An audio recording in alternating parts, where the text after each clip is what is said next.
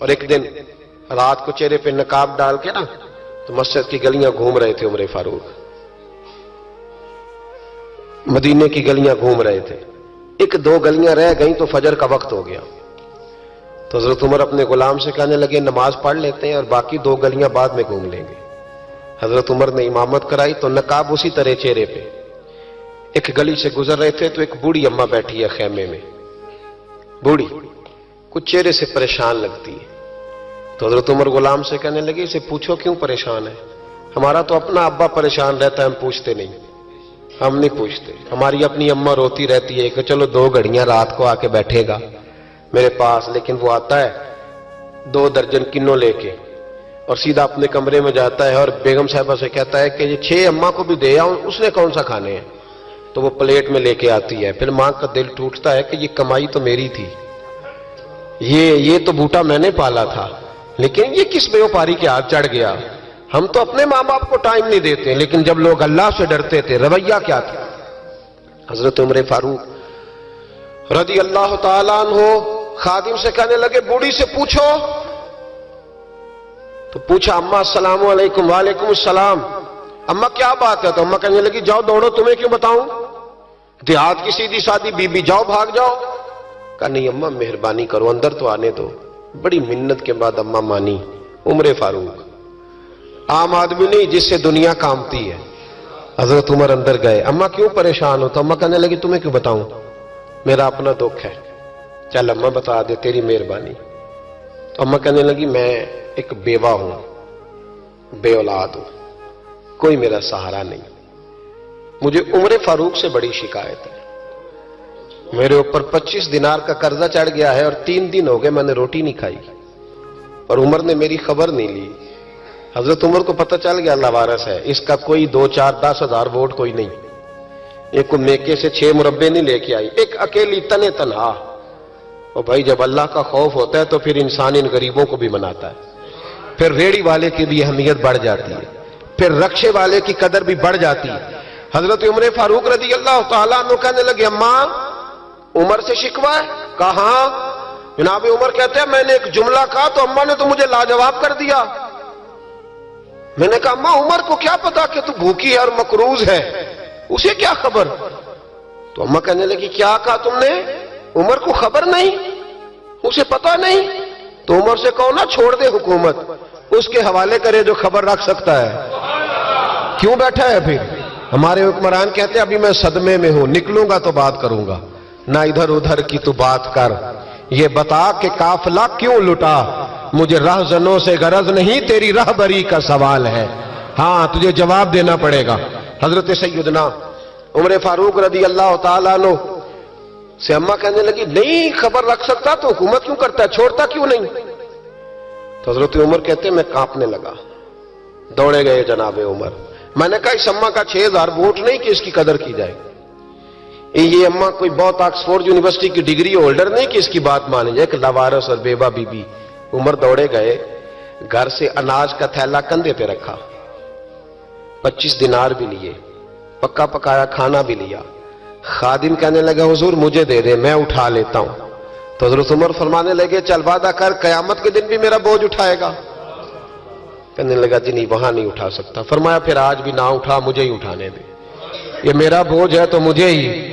اماں کے سامنے 25 دینار بھی رکھے، پھر اماں کو حضرت فاروق اعظم نے 2 مہینے کا راشن بھی دیا، پھر پکا پکایا کھانا بھی دیا۔ معمولی آدمی کی بات نہیں کر رہا، 24 لاکھ مربع میل کا حکمران۔ حضرت عمر مدینے میں بیٹھ کے کبھی للکار دیں تو کیسر و کسرا کی ٹانگیں کانپیں۔ جناب عمر فاروق رضی اللہ کھانا کھلا کے اماں چارپائی پہ تھی تو عمر نیچے بیٹھ گئے، کہنے لگے اماں چل عمر کو معاف کر دے، چل جانے دے، کوئی حرج نہیں، بیچارے کو پتہ نہیں چلا۔ تو اماں کہنے لگی تو نے پھر عمر کا ذکر چھیڑ دیا؟ بیٹے میرے گھاؤ بڑے گہرے ہیں، میرے زخم بڑے سخت ہیں، کلیجہ پھٹے تو تجھے دکھاؤں کتنی تکلیف میں ہوں، میں تو پکا ہوا پھل ہوں، کسی وقت بھی دنیا سے چلی جاؤں گی، میں نے عمر کو معاف نہیں کرنا۔ جب میں قبر میں جاؤں گی نا، نبی کریم علیہ السلام آئیں گے تو میں عمر کی شکایت کروں گی، میں کہوں گی حضور اس سے پوچھئے یا رسول اللہ بیوہ اور بوڑھی کا خیال ہی نہیں کیا، تو آپ کے غلام کہتے ہیں میں نے عمر کو کبھی اتنا روتے نہیں دیکھا جتنا آج روئے. کہنے لگے اماں عمر کو میں جانتا ہوں وہ کمزور ہے، یہ شکایت نہ لگانا، وہ کمزور ہے، مقابلہ نہیں کر سکے گا، یہ شکایت نہ لگانا، چل معاف کر دے. تو اماں کہنے لگی اچھا تو مجھے کچھ اچھا لگتا ہے، جا تیری خاطر عمر کو معاف کیا، تو پیارا لگا ہے، جا معاف کیا، تیری خاطر معاف کیا، تیری خاطر عمر کو معاف کیا. حضرت عمر فاروق کہنے لگے مجھے لکھ کے دو. کون اتنے جتن کرتا ہے؟ کون؟ کسی سے کہنا جا اپنی اماں کو منا لے، تو کہتے ہیں نہیں نہیں میری غلطی کوئی نہیں تو مناؤں کس بات پہ، ہمیں تو 20 دلیلیں آتی ہیں. جا ابا کے پیر پکڑ لے. پتہ ہے نبی پاک علیہ السلام نے فرمایا جس کا باپ راضی ہوگا اسی کا اللہ راضی ہوگا، اور جس کا باپ ناراض ہوگا وہ سارا دن وظیفے پڑھے اس کا اللہ راضی. یہ ابو داؤد شریف کی حدیث ہے. نا جی بڑی مہربانی پیسے نہ لائیے گا. اب بات سنیں، وہ بھی میں سمیٹنے کی طرف آ رہا ہوں، ختم کر رہا ہوں، آپ میری بات پہ توجہ رکھیں. عزیز بھائی، نبی کریم صلی اللہ تعالی علیہ وسلم نے جو اپنے غلاموں کی تربیت کی تو حضرت عمر فاروق کہنے لگے لکھ کے دو، لکھ دو. تو اماں کہنے لگی آپ لکھیں میں سائن کر دیتی ہوں، آپ لکھ دیں میں سائن کرتی ہوں. حضرت عمر نے لکھا فلاں بنت فلاں کو عمر سے شکایت تھی، پھر انہوں نے عمر کو معاف کر دیا.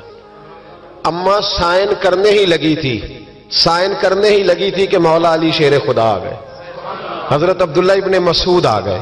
اوہو عمر یہاں بیٹھے ہوئے ہو، میں سارے مدینے میں تلاش کر رہا تھا، یہاں بیٹھے ہو، وہ کچھ لوگ ملنے آئے، نکلو.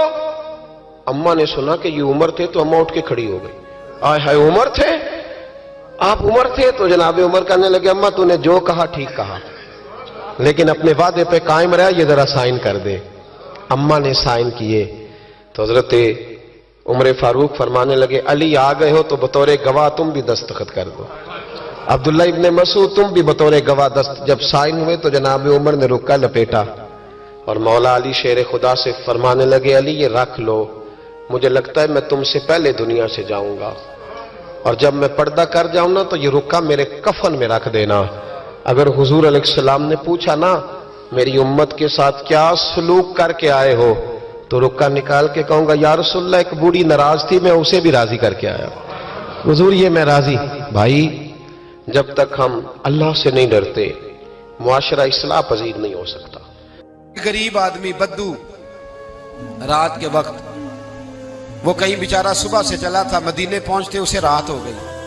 اس نے ڈرتے ہوئے نا خیمہ باہر لگا لیا، جہاں رات ہوئی نا آدھی رات کو 1-2 بجے سمجھ لے پہنچا مدینے تو اس نے باہر نے خیمہ لگا لیا. بیوی اس کی امید سے تھی، بچے کی ولادت کا وقت قریب آ گیا، بیمار ہو گئی، اس نے خیمہ لگایا، بیوی اندر ہے. حضرت عمر فاروق گشت پہ تھے رات کو، ساتھ ایک غلام تھا. حضرت عمر فاروق رضی اللہ تعالیٰ عنہ کہنے لگے وہ آگ جل رہی ہے تھوڑی سی، پتہ کرو کون ہے. تو آپ کا غلام پتہ کرنے گیا تو بدو نے ڈانٹ دیا، کہنے لگے جاؤ تمہیں کیوں بتاؤں. حضرت عمر خود گئے، کہنے لگے مسافر بھائی بتا تو صحیح. کہنے لگا جی چھوڑے، میں آپ کو کیوں بتاؤں میں کون ہوں کیسے آیا ہوں. فرمایا خیمے کے اندر سے کراہنے کی آواز آتی، کوئی درد سے چیخ رہا ہے، بتا ہمیں بات کیا ہے. کہنے لگا جی میں فلاں بستی فلاں علاقے کا ایک غریب ہوں، امیر المومنین عمر فاروق سے ملنے آیا ہوں، اور رات ہو گئی ہے تو یہاں خیمہ لگایا ہے، صبح میں ان سے مل کے چلا جاؤں گا. تو رات کو تکلیف دینا پسند نہیں کیا، تو میری بیوی امید سے تھی، اب بچے کی ولادت کا وقت قریب ہے، پاس کوئی نہیں. حضرت عمر کہنے لگے تو ٹھہر میں ابھی آیا. چہرے پہ نقاب ہے، اسے بتایا نہیں میں ہی امیر المومنین. عمر دوڑے گئے، اپنی زوجہ سے کہنے لگے اگر تجھے بہت بڑا اجر مل رہا ہو تو حاصل کرے گی. کہا کروں گی. تو کہنے لگے چل پھر میرے ساتھ، بہت بڑا اجر ہے. ایک دوست کے ہاں ولادت کا وقت ہے، ضرورت کی چیزیں ساتھ لے لو. اس عورت نے تھوڑے دانے لے لیے، گھی لے لیا. حضرت عمر سے کہنے لگی لکڑیاں اکٹھی کر لیں. امیر المومنین کونسلر کی بات نہیں بتا رہا، میں آپ کو ایم پی اے کی بات نہیں بتا رہا، ایم این اے کی بات نہیں بتا رہا، جو 10 گاؤں کو ملا کے چیئرمین بنا اس کی بات نہیں بتا رہا. اس کی بات بتا رہا ہوں جو 22 لاکھ مربع میل کا حکمران ہے. اس کی بات بتا رہا ہوں جو گلی سے گزرے تو شیطان رستہ ہی بدل جاتا ہے. اس کی بات بتا رہا ہوں جس کے بارے میں میرے مصطفیٰ کریم صلی اللہ تعالیٰ علیہ وآلہ وسلم نے فرمایا میرا عمر تو وہ ہے کہ 950 سال حضرت جبریل بھی اس کی شان بیان کریں تو عظمت ختم نہیں ہوتی. اتنا بڑا شخص हजरत उमर ने लकड़ियां इकट्ठी की, ईंटों का रोड़े लेके चूल्हा बनाया, पहुंच गए। आपकी ज़ौजा कहने लगी ये थोड़े दाने डालने, घी डालने और एक लकड़ी लेके इसको हिलाएं, तैयार करें। खुद ज़ौजा अंदर चली गई, हजरत उमर बाहर पकाने लगे। वो बद्दू कहता है मैं इस तरह का उनके साथ बिहेव करने लगा जैसे वो किसी चौकीदार के साथ नहीं करता। मैंने समझा जी उमर ने चौकीदार रखे आने जाने वाले मेहमानों का। मैं कभी पानी का प्याला मांगता, कभी कोई बात, उमर दौड़े जाते, कभी पानी लाते। ओ मुसलमानों, ओ मेरे रसूल के गुलाम अजीजो, हजरत उमर फारूक, वो गुलाम कहता है मैं उमर से कहता, मैं कहता गुलाम पानी ला, तो उमर दौड़ के पानी लाते। मैं कहता तुझे घी पकाना भी आता है, पहले भी कभी पकाया है? तो उमर फरमाते कोशिश तो कर रहा हूं। मैं कहता पहले भी कभी तेरी बीवी ने ये काम किया है? तो हजरत उमर कहने लगे मुझे याद नहीं, पूछ के बताऊंगा। कहते क्या रंग था, क्या अंदाज था, क्या मुस्तफा की तरबियत थी, क्या अंदाज हुजूर ने सिखाए गुलामों को। ये किस तरह का अमीर है कि ये हंडिया पका रहा है, फूंके मार रहा है एक गरीब के लिए, देहाती के लिए जिसे जानते भी नहीं। अंदर उस शख्स की बीवी के यहाँ बेटा पैदा हुआ तो हजरत उमर की बीवी अंदर से बोल के कहने लगी अमीरुल मोमिनीन मुबारक हो, आपके दोस्त के यहाँ बेटा पैदा हुआ है। जब कहा ना अमीरुल मोमिनीन मुबारक हो, तो वो शख्स कहता है मेरे हाथ कांपने लगे और मैं इस तरह दौड़ा कि मेरी पगड़ी गिर गई। मैं दौड़ा तो उमर ने बुलाया, कहा किधर जाते हो? कहने लगा आप अमीरुल मोमिनीन हैं, आप अमीरुल मोमिनीन, आप उमर हैं। कैसर और किसरा जिसके नाम से कांपे आप वो हैं, जिसे मुस्तफा ने दुआ मांग के अल्लाह से मांगा वो वाले उमर है आप, जिसके लिए अलीउल मुर्तजा फरमाते मैं रोज दुआ करता हूं वो वाले उमर है, जिसके बारे में अबू बकर सिद्दीक ने फरमाया था कि मैं अल्लाह से कहूंगा मौला जो तेरे महबूब की उम्मत के हक में सबसे बेहतर था मैं उसे खलीफा बना के, वो वाले उमर है। उमर अमीरुल मोमिनीन की बीवी वो तो खातून अव्वल होती है, वो तो मलका होती है, और तेरी बीवी दाई बनकर एक गरीब के बच्चे के पास बैठी रही विलादत के वक्त। उमर अमीरुल मोमिनीन होके तेरी दाढ़ी सारी धुएं से भर गई, तो ड्यूटी करता रहा। तो सैयदना उमर रो पड़े और उस बद्दू को सीने से लगा के कहने लगे तुझे पता नहीं तू कहाँ आया है, इस शहर का पता है? उसने कहा हुजूर कहाँ आए हो? फरमाया ये मेरे नबी का मदीना है, ये मुस्तफा का मदीना है, यहाँ अमीरों का इस्तकबाल नहीं होता, यहाँ गरीबों के इस्तकबाल होते। यहाँ हुजूर ने इस स्टेट पे मेरे रसूल पाक ने वो वाला रंग दिया है कि अब गरीब सर उठा के जीने लगे हैं, अब मजदूरों को इज्जतें मिलने लगी हैं, अब यतीमों ने सर उठा लिया है। उमर फारूक रदी अल्लाह ताला अन्हु हर साल हज करने जाते थे। भला किस लिए? आप हुक्म देते थे लोगों को कि जो मैंने गवर्नर बनाए वो भी सारे हज पे आए, खुद भी जाते थे और सब इलाकों के लोगों को फरमाते थे बताओ तुम्हारे गवर्नर की पोजीशन किस तरह की है। और आपने हुक्म दिया था कि किसी गवर्नर को इजाजत नहीं किसी आम आदमी को मारने की। यहाँ तो पुलिस वाला जुर्म बाद में बताता है, 10 थप्पड़ पहले मार देता है। और मैं आपको क्या बताऊं, यहाँ तो हाल ये है कि मौलाना ने आजान पढ़ ली, स्पीकर के 3 स्पीकरों में अजान दे ली उसने, उसको पता नहीं था तो उसको थाने बुला लिया। आपको पता नहीं कानून की पाबंदी करनी है, तो जो सारी रात डक चलाता रहा, मेहंदी के मौके पर नाच गाना होता रहा, वहां नहीं कानून याद आया? आपने महफिल करानी हो तो आपको एप्लीकेशन देनी पड़ती है। ये जिस दर्स के लिए आप यहाँ बैठे हैं ना, 1 महीना पहले हम दरखास्त देते हैं और मेरे दोस्त 10 दफा जाके दफ्तरों के चक्कर लगाते हैं, उधर जाओ फिर उधर जाओ फिर उधर जाओ, फिर हमें इजाजत मिलती है क्या करने की? भला रसूलुल्लाह का दीन बताने की, नबी पाक का। बोलिए, तो ये जो सियासतदान बड़े बड़े जलसे करते हैं, ये इनको भी ऐसे ही भगाया जाता है। वो कहते हैं जी नहीं मिलेगी इजाजत, नहीं मिलेगी इजाजत, नहीं, आखिरी रात कहते हैं चलो दे दी इजाजत। क्या तमाशा है? अमीर के लिए अंदाज और है, गरीब के लिए और है। छोटी छोटी बातों पे, छोटे छोटे मामलात पे सैकड़ों उलमा ने जुर्माना दिया, सैकड़ों उलमा ने। किस बात का? स्पीकर 3 क्यों लगे हुए? 1 लगाओ, 1। अब तुम्हें अजान से भी तकलीफ होने लगी है। स्पीकरों में क्या होता है? तकरीरों तो बड़े जमाने की बंद हो गई, लाउड स्पीकर में अजान ही पड़ी जाती है ना। लेकिन मैं क्या करूं, میں تو اس قوم کے بیچ رہتا ہوں جو کہتی ہے بس ٹھیک ہے مذہب تھوڑا سا ہی صحیح ہے، مسجد جائیں گے تھوڑا سا مذہب ٹھیک ہے، باقی ہم نے دنیا داری کر. خدا را سمجھیے اور غور فرمائیے کیا ہو رہا. حضرت عمر فاروق رضی اللہ تعالیٰ عنہ نے کہا کسی آدمی کو اجازت نہیں، کسی کو. یہاں تو مار مار کے حشر کر دیا جاتا ہے. کہتے ہیں تجھے بلایا تھا تو آیا کیوں نہیں؟ حالانکہ ایک قانون کے اندر پہلے اس کے وارنٹ لیے جائیں پھر اس کو مارنے کی اجازت ہو. جب ریمانڈ دے دیا جائے گا کہ اب اس پر تم کر سکتے ہو کوئی تفتیش کے لیے، اس پر کسی قسم کی سختی تب. لیکن غریب آدمی ہے نا تو چوک میں رسوا کر دیا گیا. معاذ اللہ تعالیٰ یہاں تو ایسی چیزیں ملتی ہیں کہ عورتوں کو تھپڑ مارے جاتے ہیں. سوشل میڈیا پہ ایسی خبریں آتی ہیں کہ بوڑھوں کو پکڑ کے ڈال لیتے ہیں، کہتے ہیں تیرا بیٹے پہ مقدمہ ہے، تو چلنا ہمارے ساتھ تھانے، تیرا بیٹا خود بخود آ جائے گا. اس ظلم کی شریعت اجازت نہیں دیتی شریعت اجازت. میرے نبی پاک علیہ السلام نے فرمایا ابو جال کے بیٹے کے سامنے کہ اس کے باپ کی توہین نہ کرے، اس لیے کہ غلطیاں ابو جال کی ہیں، اس کے بیٹے کی تو نہیں ہے نا. ان کے سامنے نہ بات کرنا، وہ تو مسلمان ہو کے آ گئے. لیکن ہمارا کس طرح کا نظام، کس طرح کا مزاج ہم لوگوں نے اپنا لیا. حضرت عمر نے کہا کسی گورنر کو بھی اجازت نہیں. کانسٹیبل تو دور رہ گیا، ایس ایچ او تو دور رہ گیا، گورنر کو اجازت نہیں کسی غریب کو مارنے کی. تو حضرت عمر بن عاص کہنے لگے اگر تادیباً مارنا پڑ جائے، یعنی تھوڑا سا سمجھانے کے لیے، بچے کو نہیں بندہ مارتا، تادیباً تنبیہاً. تو حضرت عمر کہنے لگے اس کی بھی تمہیں اجازت نہیں. حضرت عمر فاروق رضی اللہ تعالیٰ عنہ حج کے بعد بیٹھے تھے، مسجد الحرام سے باہر نکل کے مینا کے قریب ڈیرا لگایا کرتے تھے. پوچھتے تھے بتاؤ کسی کو شکایت تو نہیں؟ ایک آدمی کھڑا ہو گیا، اس نے کہا میرے گورنر نے مجھے دروں سے مارا ہے، میرے گورنر نے مجھے دروں سے مارا. عمر نے فرمایا بلاؤ نا گورنر کو. کس کو؟ ملے ہو کبھی پنجاب کے گورنر سے؟ کیوں؟ سندھ میں رہتے ہو جی، خیبر پختونخوا میں ہیں آپ، پنجاب کے گورنر سے کیوں نہیں ملے؟ ملا میں بھی نہیں، لیکن سوال یہ ہے کہ وہ کس بستی کے وہ راہی ہیں، کہاں رہتے ہیں؟ ہمارا گورنر ہے نا. آئے نا میدان میں نکلے. لیکن ہمیں کوئی، میرا تو خیال ہے بہت سارے لوگوں کو نام بھی نہیں آتا ہوگا، تو کس لیے گورنر بنایا اسے؟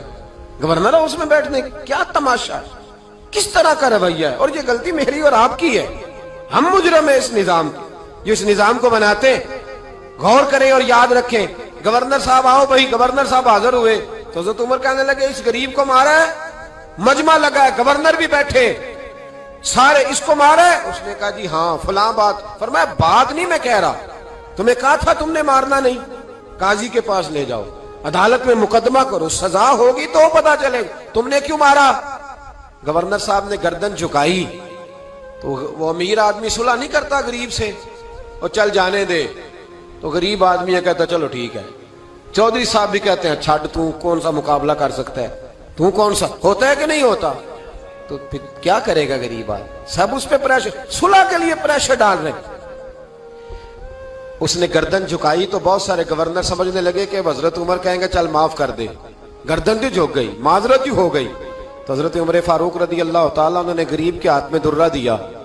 فرمایا جا آپ گورنر کی طرف، جتنے اس نے تجھے مارے تھے تو بھی اتنے درے مار اس کو درے، لوگوں کو پتا چلے یہ ظلم کا نظام نہیں، یہ محمد عربی کا نظام ہے صلی اللہ تعالی علیہ وسلم. یہ درے مارے جائیں گے. حضرت عمر بن عاص اٹھے اور عرض کی حضور گورنروں پہ یہ بات بڑی مشکل گزر رہی ہے، مہربانی فرمائے تنہائی میں یہ کام کر لیں، تنہائی میں. تو تاریخی جملہ کا حضرت عمر نے فرمایا جب غریب کو مار پڑی تھی تو اس پر گرانی گزری تھی، اس کی کوئی عزت نہیں تھی، عزت صرف گورنر کی ہوتی ہے. اور میں جس کو نہیں گورنری کرنی نہ کرے، لیکن میں کسی کو بھی قانون سے بالا تر چلنے کی اجازت. یہاں لوگ ہمیں یورپ کی مثالیں دیتے ہیں، لوگ یہاں ہمیں آ کر کے امریکہ کی مثالیں، انہیں کیا پتا حکومت کیا ہوتی ہے. وہ کہتے ہیں جی وہ سائیکل پہ جاتا ہے ان کا حکمران. میں نے کہا وہ سائیکل پہ جاتا ہے؟ میرے عمر فاروق مدینے سے مکے گئے تھے تو پیدل ہی حج کرنے چلے گئے، پیدل ہی. اور جناب عمر فاروق رضی اللہ تعالیٰ عنہ عید کی نماز پڑھانے گئے، عید کی نماز عمر خطبہ عید دینے گئے. اور اس زمانے میں کون سا غریب ہے جو ننگے پاؤں جاتا ہو؟ کون سا غریب ہے جو مسجد ننگے پاؤں جاتا ہو؟ لوگوں نے تو 3 قسم کی چپلیں رکھی ہوئی ہیں، ایک مسجد جانے کی علیحدہ ہے، گھر پہننے کی علیحدہ ہے، شادی بیاہ پہ جانے کی چپل علیحدہ ہے. حضرت عمر فاروق رضی اللہ تعالیٰ عنہ نکلے عید کا خطبہ دینے کے لیے, تو بیوی سے کہنے لگے جوتا. اس نے کہا صاحب اتنی دفعہ ٹوٹا ہے اب گانٹھا نہیں جا سکتا, اتنی دفعہ ٹوٹا ہے کہ اب دوبارہ پیمند نہیں لگ سکتے. تو حضرت عمر کہنے لگے چل کوئی حرج نہیں, بغیر جوتے کے ننگے پیر ہی چلتے ہیں, کوئی حرج نہیں. تو کہنے لگے لوگ کیا کہیں گے؟ فرمایا چپ کر. لوگ جس دن عمر نے یہ دیکھ لیا نا لوگ اس کے بارے میں کیا کہتے ہیں, اس دن عمر نہیں رہے گا. تو کہا پھر آپ کا نظریہ کیا ہے؟ فرمایا میرا نظریہ یہ ہے کہ رب رسول میرے بارے میں کیا کہتے ہیں. لوگوں کا کیا ہے؟ لوگ کل کسی کے بارے میں کچھ کہتے ہیں اور پرسوں کچھ کہتے ہیں. میرا نظریہ یہ ہے کہ رب رسول میرے بارے میں ننگے پیر عمر جا رہے ہیں. کون جی؟ میں بڑا ماڑا. اچھا جناب کیا کیا غربت ہے؟ 10 قسم کے جوڑے لٹکے ہوئے ہیں کمرے میں اور پہننے کی فرصت نہیں. سویرے کیا پہننا ہے, شام کیا پہننا ہے, 15 سوٹ کٹھے استری ہو کے لانڈری والا بھیج رہا ہے, اور تو غریب ہے. تو بہت بڑا غریب ہے. اس لیے کہ غربت پیسوں کی وجہ سے نہیں ہوتی, غربت تو دل کی ہوتی ہے. تو واقعی بڑا غریب ہے اور تو غریب ہی رہے گا. امیر تو عمر فاروق تھے جو ننگے پاؤں چلے گئے عید کی نماز پڑھانے. تو رستے میں جو ملا کہنے لگا عمر جوتا تو پہن لو. فرمایا تمہیں عمر کا جوتا نہ پہننے کا نقص تو نظر آیا ہے, کوئی حرج نہیں. اگر عمر کو کبھی بتانا ہوا تو وہ والا نقص بتانا جو عمر کی سیرت میں پیدا ہو, کردار میں پیدا ہو, وہ والا نقص بتانا. یہ چھوڑو جوتے آتے جاتے رہتے. ننگے پاؤں گئے, پاؤں دھوئے, نماز پڑھائی, لوٹ آئے. او بھائی یہاں تو ہمارا بناؤ سنگار اٹرنا جتنی توجہ کپڑوں کی طرف ہے اتنی توجہ کبھی ہماری علم کی طرف ہوتی نا, جتنا ذوق شوق ہمارا بناؤ سنگار کی جانب ہے اتنا بناؤ سنگار کبھی ہمارا اخلاقیات کی جانب ہوتا تو معاملات بڑی حد تک سنورے ہوئے ہوتے. سارے صحابہ مل کے آئے, کہنے لگے عمر فاروق سے کہنا ہے نبی پاک کے زمانے میں تو ظاہراً غربت تھی, ابو بکر کے دور میں بھی غربت تھی, اب تو بڑا محال ہے. عمر سے سفارش کرو کہ عمر نیا کرتا پہنا کرے. ملکوں کے سفیر آتے, عمر وہی پھٹی پرانی چادر اوڑھ کے اور وہی کئی جگہ پہ پیوند لگے سوٹ پہن کے سفیروں کے سامنے بیٹھ جاتا ہے. عمر کو مشورہ دو. طے ہو گئی بات. سب نے جب مشورہ دے لیا تو سارے کہنے لگے یہ بتاؤ شیر کی مونچھ کو ہاتھ کون لگائے گا؟ کہنا کس نے ہے؟ بندہ بھی تو ڈھونڈو نا.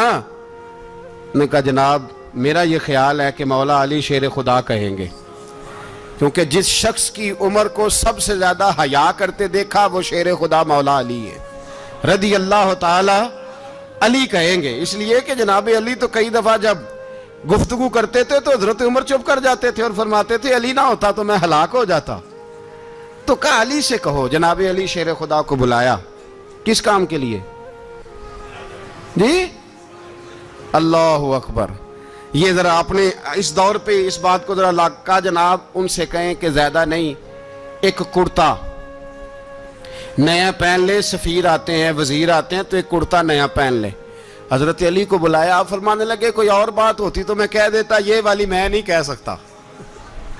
کوئی اور ہوتی تو میں عمر کو کئی دفعہ کہہ دیتا ہوں, جلال میں بھی تو سن, یہ والی میں نہیں کہہ سکتا. میں تمہیں ایک مشورہ دیتا ہوں. کہا وہ کیا؟ کہنے لگے سیدہ عائشہ صدیقہ سے کہو, وہ مومنوں کی ماں ہیں, عمر ٹالے گا نہیں. اماں جی سے جا کے کہا اماں جی نیا کرتا عمر سے کہیں پہن لیں. وزیر آتے ہیں, بڑے بڑے لوگ, تو چلو کوئی حرج نہیں. اماں جی نے کہا اچھا کوئی بات نہیں میں بلا لیتی ہوں. جناب عائشہ نے پیغام بھیجا. جب خادم نے کہا نا مصطفیٰ کے گھر سے پیغام آیا ہے, تو 20 لوگ بیٹھے تھے. عمر کانپتے ہوئے اٹھے, کانپتے دوڑے.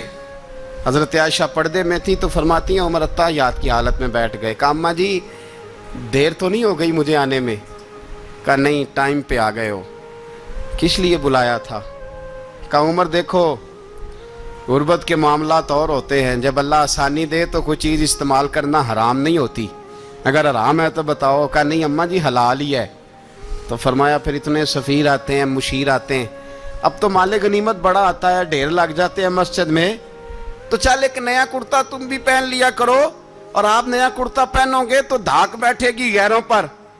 تو صحابہ کا مشورہ ہے کہ آپ نیا لباس پہنے.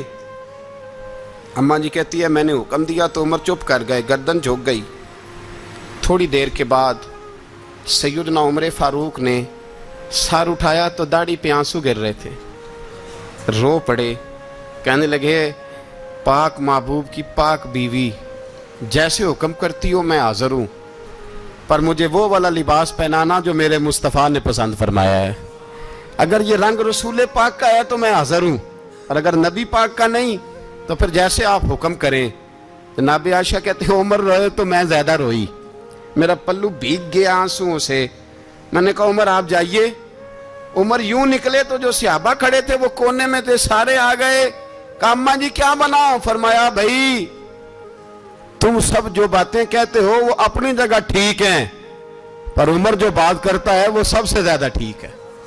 उमर जिस पहलू पर बात करता है वो, यार ऐसी आजिज़ी, ऐसा रंग, ऐसा अंदाज, ऐसा तर्ज हयात, ऐसी जिंदगी,